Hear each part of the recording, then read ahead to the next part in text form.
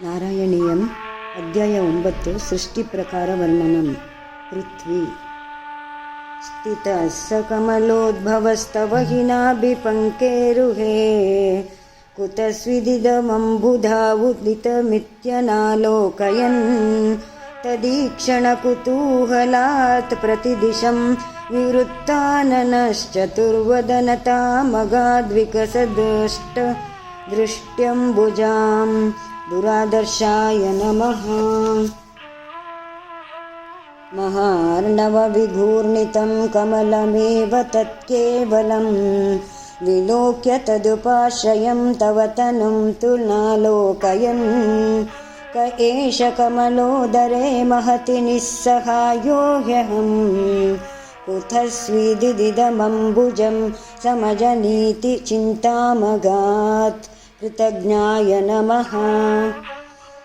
ಅನುಷ್ಯ ಹಿ ಸರೋರುಹ ಕಿಮಪಿ ಕಾರಣಂ ಸಂಭವೇದಿತಿ ಸ್ಮ ಕೃತನಿಶ್ಚಯ ಸ ಖಲು ನಾಲರಂಧ್ರಾಧ್ವನಾ ಸ್ವಯೋಗಬಲವಿದ್ಯಯಾ ಸಮವರೂಢವಾನ್ ಪ್ರೌಢಧೀಃ ತ್ವದೀಯಮತಿಮೋಹನಂ ನ ತು ಕಲೇಬರಂ ದೃಷ್ಟವಾನ್ ಕೃತಯೇ ನಮಃ.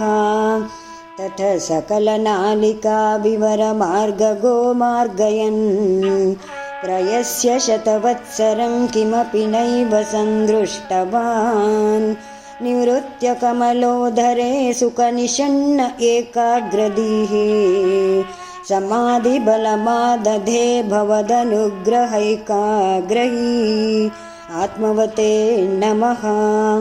ಶತೇನ ಪರಿವತ್ಸೈರ್ದೃಢಸಮಾಧಿಬಂಧೋಲ್ಲಸತ್ ಪ್ರಬೋಧವಿಶದೀಕೃತ ಸ ಖಲು ಪದ್ಮಿನೀ ಸಂಭವಃ ಅದೃಷ್ಟಚರಮದ್ಭುತಂ ತವ ಹಿ ರೂಪಮಂತರ್ದೃಶಾ ವ್ಯಚಷ್ಟ ಪರಿತುಷ್ಟಧೀರ್ಭುಜಗಭೋಗಾಭಾಗಾಶ್ರಯಂ ಸುರೇಶಾಯ ನಮಃ.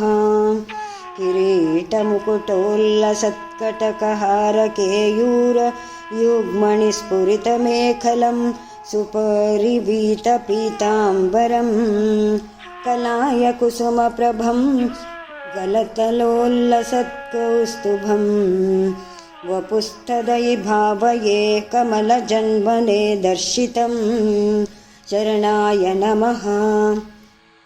ಶ್ರುತಿ ಪ್ರಕರದರ್ಶಿತ ಪ್ರಚುರ ವೈಭವ ಶ್ರೀಪತೆ ಹರೇ ಜಯ ಜಯ ಪ್ರಭೋ ಪದಮುಪೈಷಿ ದಿಷ್ಟ್ಯಾದೃಶೋಃ ಕುರುಷ್ವ ಧಿಯಮಾಶು ಮೇ ಭುವನ ನಿರ್ಮಿತೌ ಕರ್ಮಠಾಮಿತಿ ದ್ರುಹಿಣವರ್ಣಿತ ಸ್ವಗುಣಭಂ ಹಿಮಾ ಪಾಹಿ ಮಾಂ ಶರ್ಮಣೇ ನಮಃ. ಲಭಸ್ವ ಭುವನತ್ರಯೀರಚನದಕ್ಷತಾಮಕ್ಷತಾಂ ಗೃಹಾಣಮದನುಗ್ರಹಂ ಕುರು ತಪಶ್ಚ ಭೂಯೋ ವಿಧೇ ಭವತ್ವಖಿಲಸಾಧನೀ ಮಯಿ ಚ ಭಕ್ತಿರತ್ಯುತ್ಕಟೇತ್ಯುದೀರ್ಯ ಗಿರಮಾದಧಾ ಮುದಿತಚೇತಸಂ ವೇಧಸಂ ವಿಶ್ವರೇತಸೇ ನಮಃ. ಶತಂ ಕೃತತಪಾಸ್ತಥ ಸ ಖಲು ದಿವ್ಯಸಂವತ್ಸರಾನವಾಪ್ಯ ಚ ತಪೋಬಲಂ ಮತಿಬಲಂ ಚ ಪೂರ್ವಾಧಿಕಂ ಉದೀಕ್ಷ್ಯ ಕಿಲ ಕಂಪಿತಂ ಪಯಸಿ ಪಂಕಜಂ ವಾಯುನಾ ಭವದ್ಬಲವಿಜೃಂಭಿತ ಪವನಪಾಥಸಿ ಪೀತವಾನ್ ಪ್ರಜಾಭವಾಯ ನಮಃ.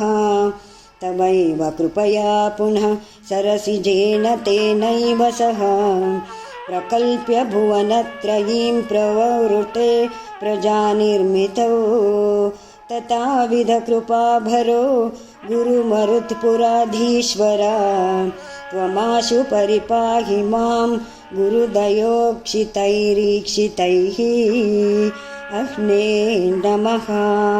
इति 9ಮ ದಶಕಂ ಸಮಾಪ್ತಂ.